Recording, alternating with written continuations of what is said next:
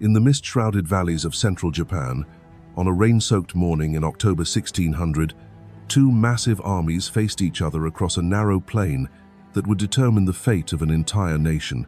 This was no ordinary battle between rival nations of decades of civil war, political warlords. This was the culmination scheming and ruthless ambition. On one side stood Tokugawa Ieyasu, a master strategist who had spent his entire life preparing for this moment. On the other, Ishida Mitsunari led a coalition of lords determined to preserve the legacy of Japan's greatest unifier. What happened next would end the age of endless warfare and forge a dynasty that would rule Japan for over 2.5 centuries. This is the story of Sekigahara, the gamble that united all of Japan. The year 1598 marked the end of an era. Toyotomi Hideyoshi, the peasant who had risen to become Japan's supreme ruler, lay dying in his magnificent castle at Osaka. For the first time in decades, the archipelago faced the prospect of unified leadership slipping away. Hideyoshi had achieved what seemed impossible, bringing the warring provinces under his banner through a combination of military genius and political cunning. Yet as his strength faded, the great unifier confronted a problem that had plagued rulers throughout history. His heir, Hideyoshi, was only 6 years old, far too young to command the loyalty of battle-hardened generals who had carved their domains from blood and steel. Recognizing the precarious nature of his legacy, Hideyoshi established a council of 5 regents to govern in his young son's name.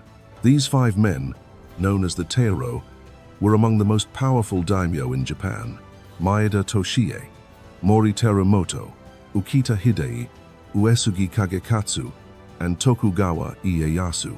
Each commanded vast armies and controlled territories that could sustain years of warfare.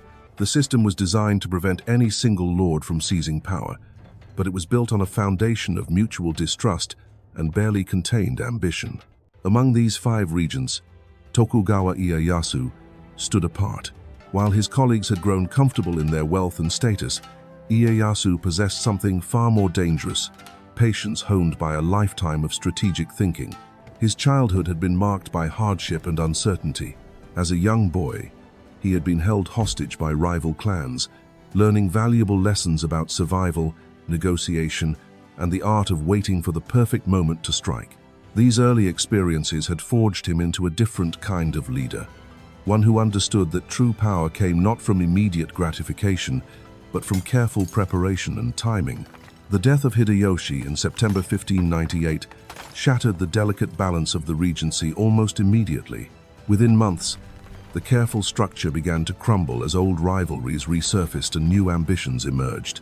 Ieyasu moved quickly to consolidate his position, relocating to Fushimi Castle in Kyoto and approving strategic marriages between his clan and neighboring domains. To his fellow regents and many other daimyo, these actions appeared to be the opening moves in a bid for supreme power. The situation deteriorated further in 1599 with the death of Maeda Toshie, who had served as a moderating influence among the regents. With Toshie gone, there was no one left who could effectively mediate between the competing factions. The regency system, already strained by personal animosities and conflicting interests, began to split into 2 hostile camps. On one side gathered those who remained loyal to the Toyotomi legacy and viewed Ieyasu's growing influence with alarm. Leading this faction was Ishida Mitsunari, a man whose background could not have been more different from Ieyasu's. Where Ieyasu was a seasoned warrior who had spent decades on battlefields, Mitsunari was primarily an administrator, a master of logistics and financial management who had won Hideyoshi's favor through his exceptional organizational skills and devotion to the tea ceremony. His loyalty to the Toyotomi cause was absolute, but his lack of military experience would prove to be a critical weakness in the trials ahead. Mitsunari's supporters included 3 of the remaining regents. Mori Teramoto controlled vast territories in western Japan and commanded the nominal leadership of what would become known as the Western Army. Ukita Hidei brought his own forces and the legitimacy of his position as one of Hideyoshi's chosen regents. Uesugi Kagekatsu controlled domains in northern Japan, adding geographic diversity to the anti-Tokugawa coalition.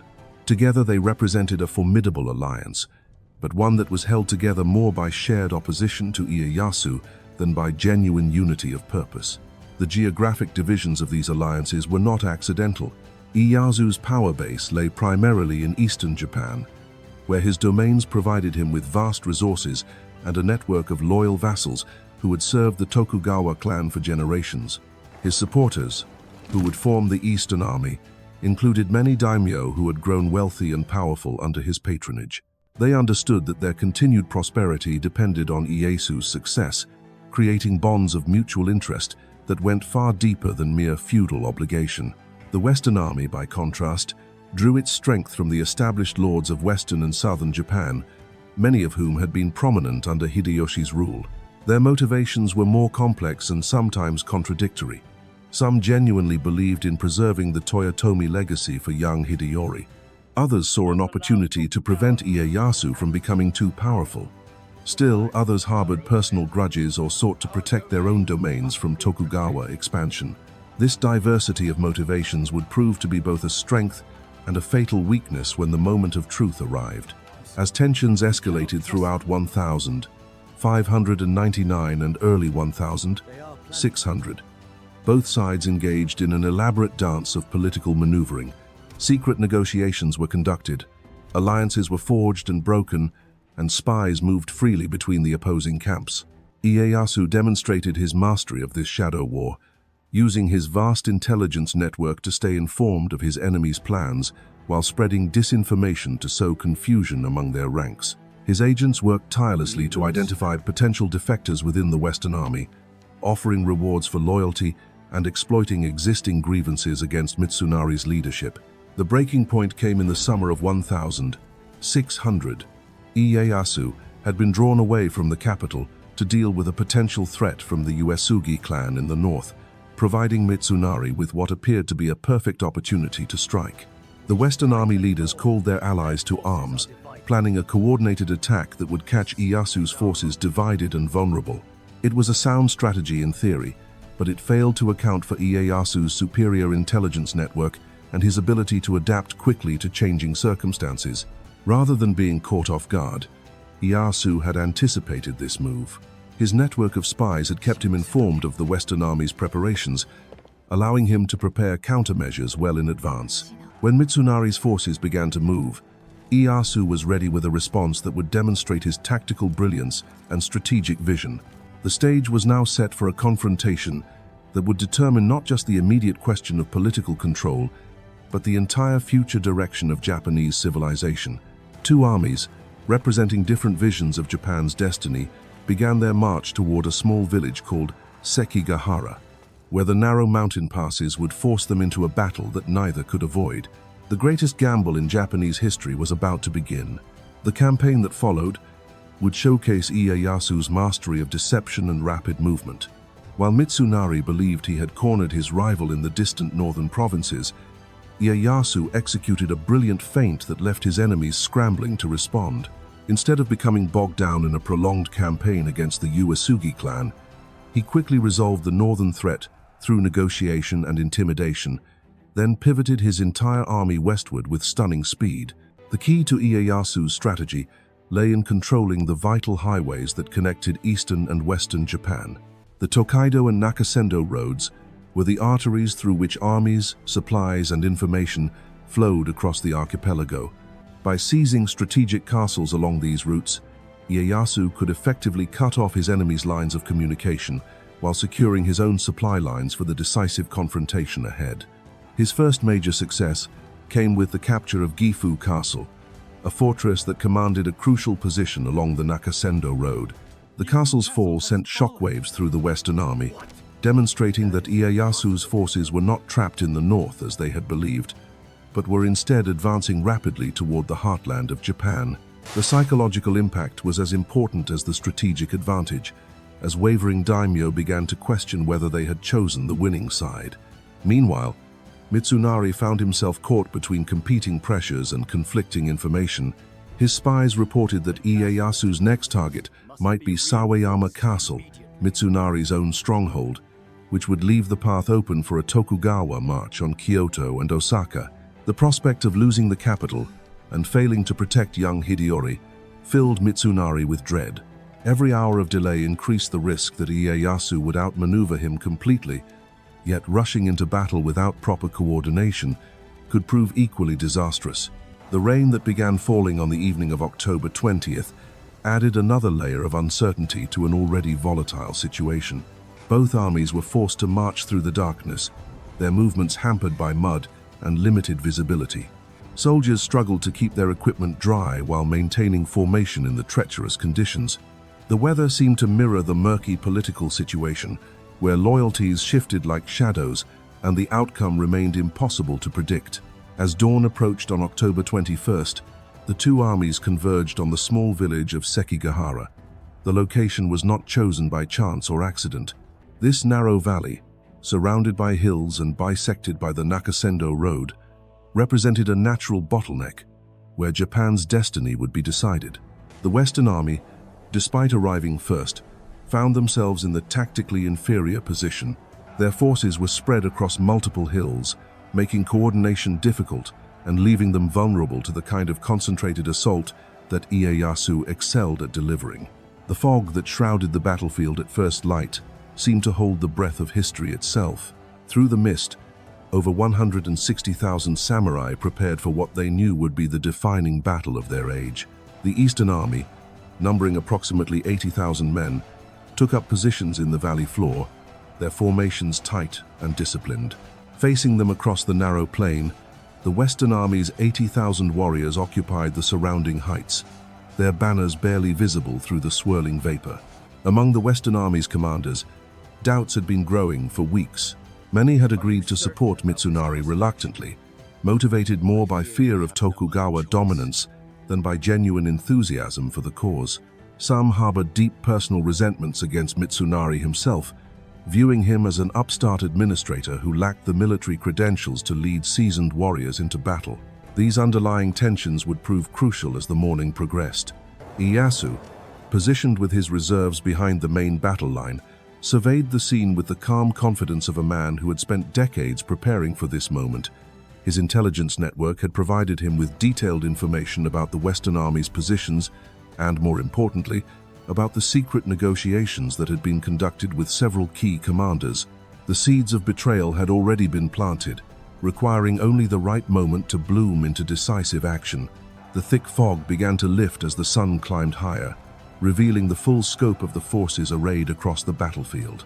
Banners fluttered in the morning breeze, displaying the mon of dozens of great clans whose ancestors had fought each other for centuries. Today, old alliances would be tested and new ones forged in blood and steel. The age of the warring states was about to reach its final devastating climax. When the first war cries echoed across the valley, they carried with them the weight of Japan's entire future. This was more than a battle between rival armies. It was a collision between two fundamentally different visions of what the nation could become. On one side stood those who sought to preserve the complex web of competing loyalties that had defined the Sengoku period. On the other, marched those who believed that only unified command under a single, unchallenged authority could bring lasting peace to the blood-soaked islands. The opening moves of the battle would reveal just how carefully Ieyasu had prepared for this moment, and how thoroughly he understood not just the art of war, but the deeper currents of human nature that would ultimately determine victory or defeat. As the morning mist began to dissipate, revealing the full magnitude of the forces gathered at Sekigahara, the first shots of the battle rang out across the valley. It was Ii Naomasa, one of Ieyasu's most trusted retainers, who fired the opening volley. His red-armored cavalry, known throughout Japan for their fierce reputation, charged forward without waiting for orders, striking directly at the heart of Yukita Hide's formation on the Western Army's front line. The breach of protocol was deliberate. Naomasa understood that in a battle of this magnitude, seizing the initiative could prove decisive. His unauthorized attack sent ripples of confusion through both armies as commanders struggled to adapt their carefully laid plans to the sudden eruption of violence. The thunder of hooves mixed with the crash of steel as his cavalry smashed into the western lines, their crimson banners cutting through the gray morning like streaks of blood. Across the battlefield, the sound of arquebus fire began to crackle like breaking wood. The Portuguese weapons, introduced to Japan decades earlier, had revolutionized warfare on the islands. Volleys of lead balls tore through the ranks of advancing samurai, their armor offering little protection against the devastating power of gunpowder. The acrid smoke of burning powder mixed with the fog, creating an eerie twilight that obscured friend from foe. From his command position, Ieyasu watched the opening exchanges with the practiced eye of a veteran who had witnessed dozens of battles. He could see immediately that his gamble was paying off. The Western Army's response to Naomasa's assault was disjointed and hesitant, revealing the underlying tensions within Mitsunari's coalition. Units that should have moved in coordinated support instead hesitated, waiting for orders that came too slowly or not at all. The center of the battlefield erupted into a maelstrom of violence as more Eastern Army units joined the assault. Fukushima Masanori, despite his initial anger at being upstaged by Naomasa, threw his forces forward with typical ferocity. His men, veterans of Hideyoshi's Korean campaigns, fought with the disciplined fury of professional soldiers who understood that their lord's fortunes depended on victory here. Their battle cries echoed off the surrounding hills as they carved deep into the Western formations. Yet for all the sound and fury of the initial assault, the battle remained far from decided. The Western Army's numerical strength and superior positioning allowed them to absorb the Eastern attack without breaking. Yukita Hidei's forces, though pressed hard, maintained their cohesion and fought back with desperate courage. These men knew that defeat would mean not just death, but the complete destruction of everything they had fought to preserve. As the morning wore on, the battle settled into a grinding contest of attrition. Neither side could gain a decisive advantage through force of arms alone. The narrow confines of the valley prevented either army from bringing its full strength to bear. While the complex terrain made coordinated movements nearly impossible, individual units fought isolated battles within the larger conflict, their struggles often invisible to the commanders who sought to direct the overall flow of combat. It was during this period of apparent stalemate that the true nature of Ieyasu's strategy began to reveal itself.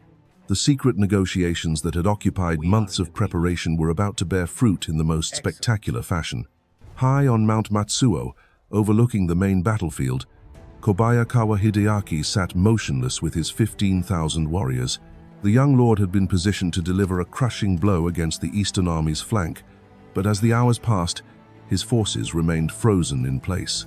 The sight of Kobayakawa's inaction sent waves of uncertainty through the Western ranks. Commanders who had counted on his support began to question whether their carefully coordinated battle plan was falling apart. Messengers rode frantically between the scattered formations, carrying increasingly desperate orders that often contradicted each other. As the Western Army's command structure began to fracture under pressure, Mitsunari himself recognized the growing crisis. From his position near the center of the Western line, he could see that his army's morale was beginning to waver. The prolonged fighting had taken its toll, and the failure of key units to engage was sowing confusion throughout his forces. At 11 o'clock, he made the fateful decision to fire a signal flare, the predetermined command for an all-out assault that would either secure victory or result in catastrophic defeat. The rocket arced high into the gray sky, its brilliant flash visible across the entire battlefield. This was the moment that should have marked the turning point in favor of the Western Army, as fresh formations swept down from the hills to overwhelm the Eastern forces in the valley below. Instead, it became the signal for betrayal on a scale that would echo through Japanese history. Kobayakawa Hideaki, who had spent the morning in apparent indecision, suddenly spurred his horse forward. But instead of attacking the Eastern Army as planned, his forces charged down the mountainside toward their former allies. The sight of 15,000 warriors bearing down on them sent shockwaves through the Western formations.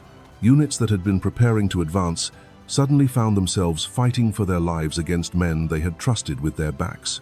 The betrayal created a domino effect that spread across the battlefield like wildfire. Other Western commanders who had been secretly negotiating with Ieyasu saw their opportunity and seized it. Kikawa Hiroi, commanding a crucial sector of the Mori forces, refused to advance when ordered, effectively removing 20,000 men from the battle at the moment when their support was most desperately needed. The carefully constructed Western coalition began to disintegrate as unit after unit either defected or simply withdrew from the fighting. From his command post, Ieyasu observed the collapse of enemy resistance with grim satisfaction. This was the culmination of months of patient work, turning his enemy's own allies against them through a combination of bribery, intimidation, and political manipulation. The Battle of Sekigahara was being won, not through superior tactics or martial prowess, but through the methodical corruption of his opponent's support base. The psychological impact of the mass defections proved as devastating as their military consequences. Western army units that had been fighting courageously suddenly found themselves isolated and surrounded.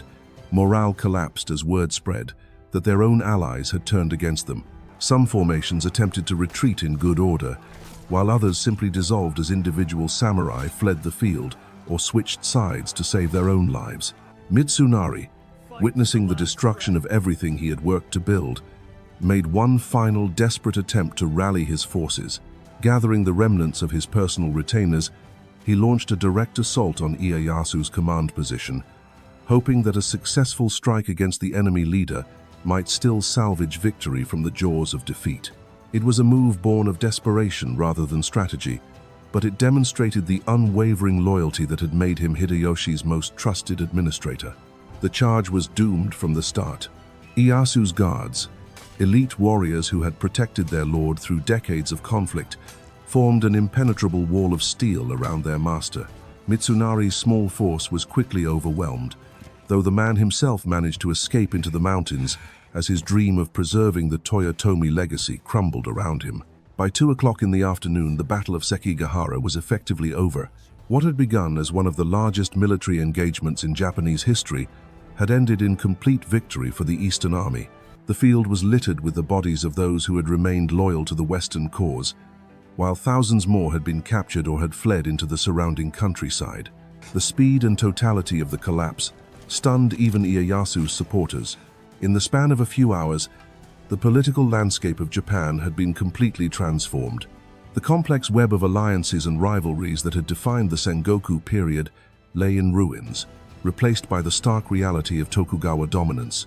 The aged not with a gradual consoli of the warring states had endation of power, but with a single, decisive stroke that left no room for doubt about who would rule Japan. As the smoke cleared and the cries of the wounded echoed across the valley, it became clear that this battle had achieved something that centuries of warfare had failed to accomplish. For the first time in living memory, Japan faced the prospect of genuine unification under a single, unchallenged authority. The gamble that Ieyasu had been preparing for his entire life had paid off beyond his wildest expectations. The immediate aftermath of the battle would prove as crucial as the fighting itself, as the new master of Japan moved quickly to consolidate his victory and establish the foundations of a dynasty that would endure for centuries to come. Within hours of his triumph, Ieyasu demonstrated the calculated ruthlessness that had brought him to power. The pursuit of fleeing Western Army remnants continued long after the formal battle had ended, as East-Anglers through army cavalry hunted down the mountain passes and forest paths surrounding Sekigahara. There would be no mercy for those who had dared to oppose the new order, no sanctuary for the defeated champions of a dying cause. The capture of Ishida Mitsunari, 3 days after the battle, marked the symbolic end of resistance to Tokugawa rule. The man who had orchestrated the grand coalition against Ieyasu was discovered hiding in a mountain temple, his dreams of preserving Hideyoshi's legacy reduced to ash and memory. His execution in Kyoto would serve as a stark reminder to any who might consider future rebellion. The loyal administrator who had served his master with unwavering devotion paid the ultimate price for his principles. Yet Ieyasu understood that true conquest required more than military victory. The redistribution of domains that followed Sekigahara revealed the depth of his political genius. Over 6 million koku worth of land changed hands as the new shogun rewarded his supporters and punished his enemies with surgical precision. Those who had remained neutral found their territories reduced, while those who had actively supported the Western Army faced complete dispossession. The message was unmistakable. Loyalty to the Tokugawa would be rewarded, but opposition would be crushed without mercy. The speed with which major strongholds fell to Ieyasu's forces demonstrated the psychological impact of Sekigahara. Sawayama Castle, Mitsunari's own fortress, surrendered within days. Osaka Castle, the magnificent seat of Toyotomi power, opened its gates without resistance. The great daimyo who had seemed so formidable just weeks earlier now competed to demonstrate their submission to the new master of Japan. The complex web of alliances that had sustained decades of warfare dissolved overnight, replaced by the simple reality of Tokugawa dominance. Among those who benefited most from the post-battle redistribution were the turncoat commanders whose betrayal had secured victory. Kobayakawa Hideyoshi, despite his hesitation during the actual fighting, received substantial rewards for his eventual defection. The message to future generations of ambitious lords was clear: those who recognized the inevitable direction of history and positioned themselves accordingly would prosper under Tokugawa rule. Pragmatism trumped loyalty in the new order that was emerging from the ashes of the old. The gamble that began in the mist-shrouded valleys of Sekigahara had transformed Japan forever. In a single morning, Tokugawa Ieyasu had achieved what centuries of warfare could not: the complete unification of a fractured nation under one unchallenged ruler. His victory was built not just on military might, but on the patient cultivation of human weakness and ambition. The Tokugawa shogunate that emerged from this triumph would bring Japan over 2.5 centuries of peace, stability, and isolation from the outside world. From the ashes of the Warring States period rose a new Japan, one where the sword would finally be sheathed and the long nightmare of endless civil war would become nothing more than memory. Sekigahara proved that sometimes the greatest victories are won not on the battlefield, but in the shadows where loyalty is bought and betrayal is carefully orchestrated. The last great gamble of feudal Japan had paid off, and a dynasty was born that would endure until the modern age.